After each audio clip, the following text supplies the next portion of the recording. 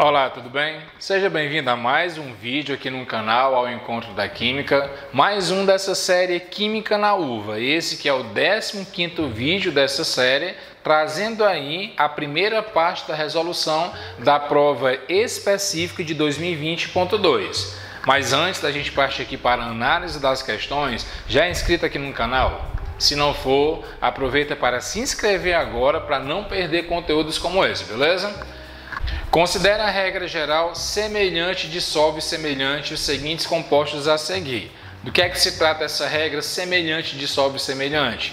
Ele diz que uma substância polar só pode ser dissolvida numa substância polar, enquanto uma apolar é dissolvida em substância também apolar.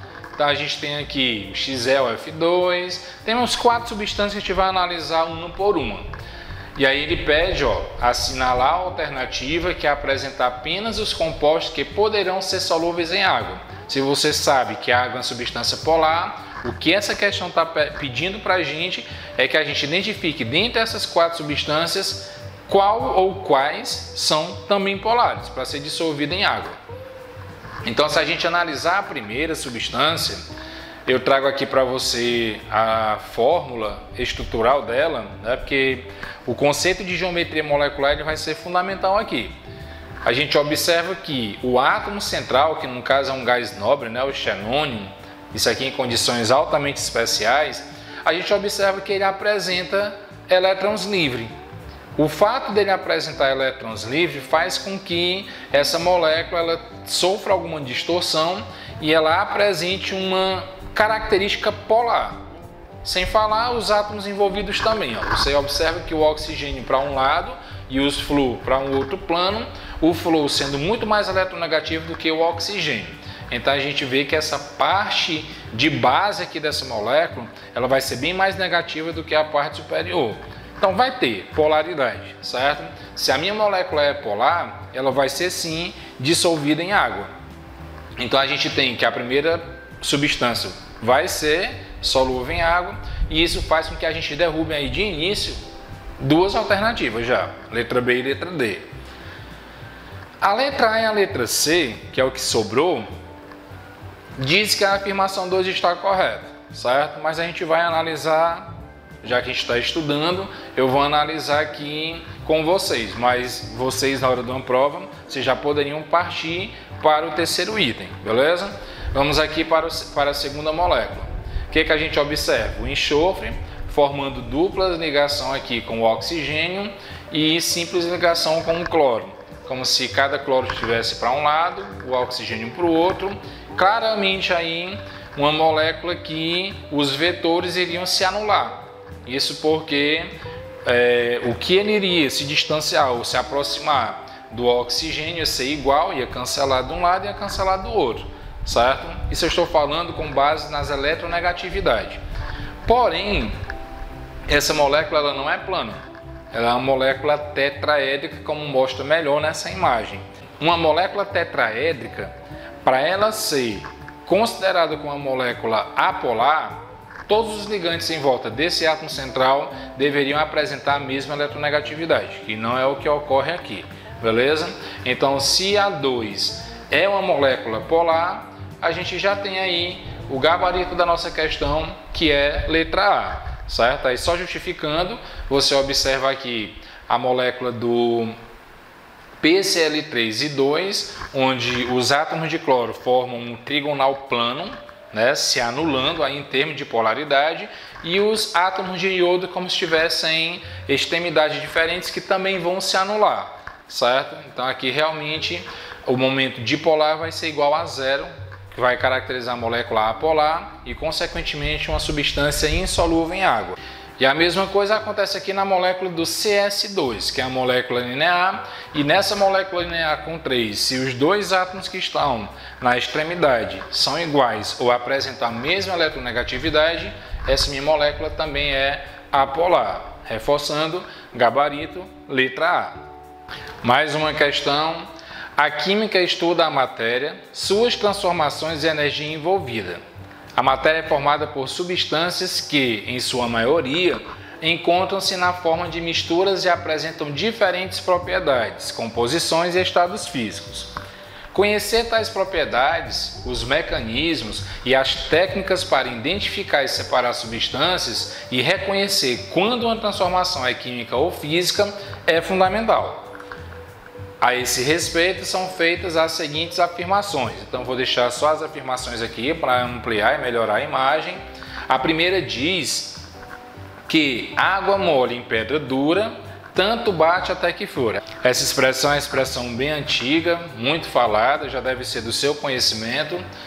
Diz que esse ditado popular aqui citado descreve um processo muito comum de erosão dos solos, causado pela ação das águas. Trata-se de um processo físico, seria físico ou químico?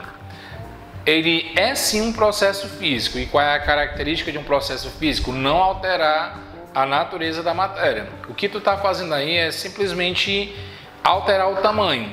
Estava em rocha, começou a se pulverizar, se transformando em areia, mas o material é o mesmo, ok? Não teve transformação da matéria. Se a primeira está correta ao dizer que trata-se de um processo físico, a gente descarta aí a opção letra D. E aí já podemos analisar a segunda. Um líquido incolor, translúcido e sem odor pode ser considerado uma substância pura com base apenas nessas informações. E a gente sabe que não, porque o que identifica realmente se uma substância é pura ou não são fatores como temperatura de fusão, temperatura de ebulição, densidade, calor específico, e eu posso ter muito bem aqui substâncias, né, um líquido, por exemplo, a água, incolor, translúcida, sem odor, mas que pode estar trazendo aí em sua composição algumas substâncias que são imperceptíveis aos nossos olhos, fazendo com que ela não seja classificada como substância pura. Então, se a afirmação 2 é falsa e a primeira é verdadeira, a gente já derruba a letra A, ficando em dúvida aí entre a letra C e a letra B. Só que na terceira já dá para a gente chegar no gabarito da questão, ó, porque um diz que é verdadeira e outro diz que é falsa. Dois líquidos incolores contidos no interior de tubos de ensaio foram misturados e imediatamente verificou-se a mudança de cor. Podemos afirmar que houve um fenômeno químico? Sim. Mudança de cor, liberação de gás, formação de precipitado, alteração na temperatura são fatores que indicam que houve aí uma reação química, sendo um fenômeno químico. Então, se a terceira é verdadeira, a gente já sabe que o nosso gabarito é a letra C, não é isso? Verdadeiro, falso, verdadeiro.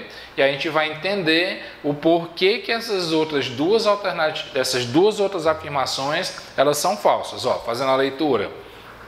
Uma mistura sólida foi aquecida até sofrer completa fusão. Durante esse experimento, a temperatura foi medida e verificou-se que a fusão começou a temperatura de 178 e completou-se a 181. Percebam aí que não tem um ponto constante, é uma faixa de variação. Trata-se obviamente de uma mistura, porém podemos considerar uma amostra quase pura. Não, se não tem ponto de fusão ou ponto de ebulição constante, não é uma substância pura, seria uma mistura, beleza? Quinto, um líquido contido em um becker, ao ser aquecido, começou a produzir muito vapor e ao final de 10 minutos todo o líquido desapareceu. O experimento aqui descrito é um caso de reação química, já que teve esse desprendimento desse vapor?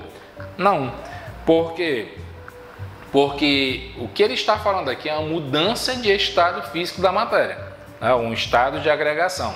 Então a gente tem como realmente o gabarito dessa questão letra C, quando afirma que esses dois últimos itens aqui são falsos, né? Primeiro porque não é uma substância pura, e sim uma mistura. E a quinta porque diz que a evaporação é um processo químico enquanto é um fenômeno físico, beleza? Gabarito letra C. Mais uma questão, essa aqui envolvendo orgânica.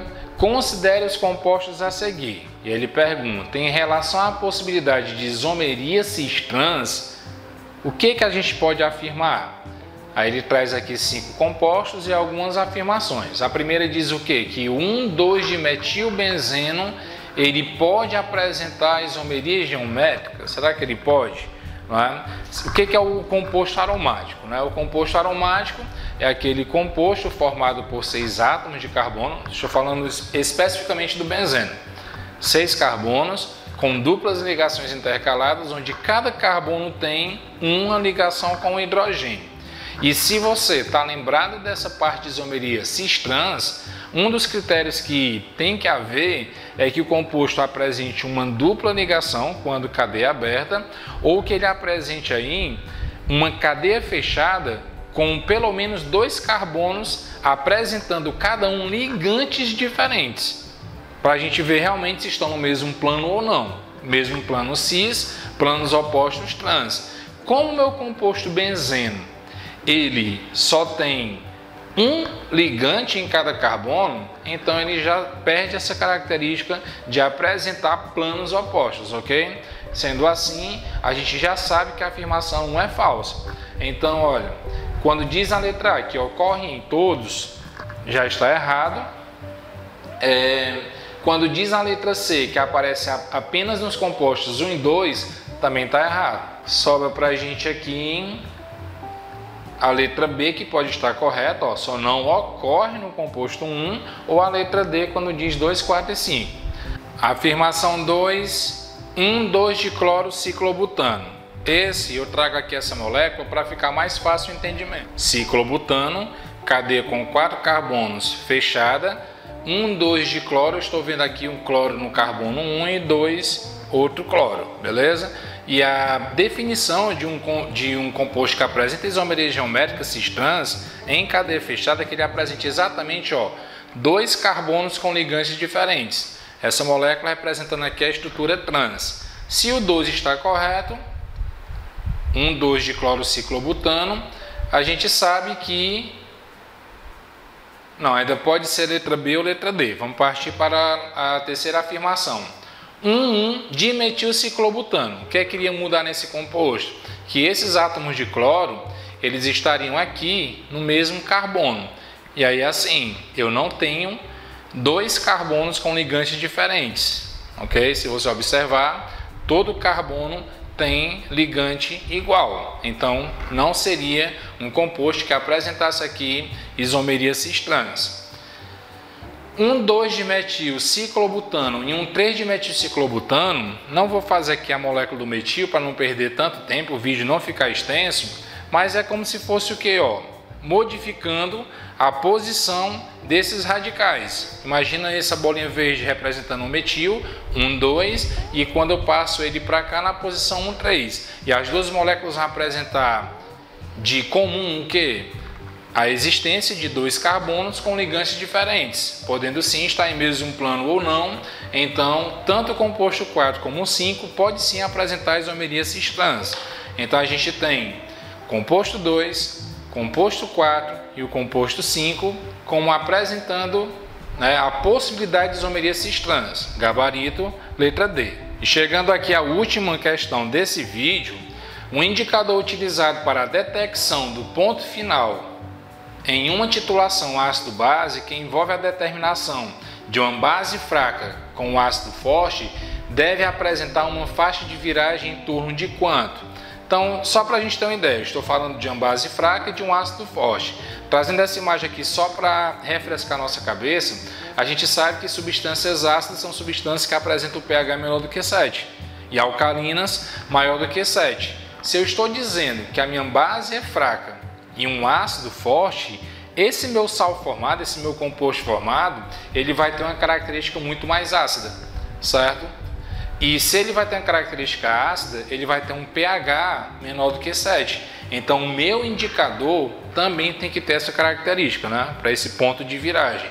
Então, bem rapidinho a questão, a gente já chega aqui na letra C, o meu indicador utilizado deve ter um ponto final aí de titulação com um pH menor do que 7, gabarito letra C. Espero que você tenha gostado dessa primeira parte da resolução da prova específica de 2020.2. Se gostou, curte aí, compartilha com teus colegas que também estão estudando para essa prova. Tchau, tchau. Até o próximo vídeo aqui no canal Ao Encontro da Química.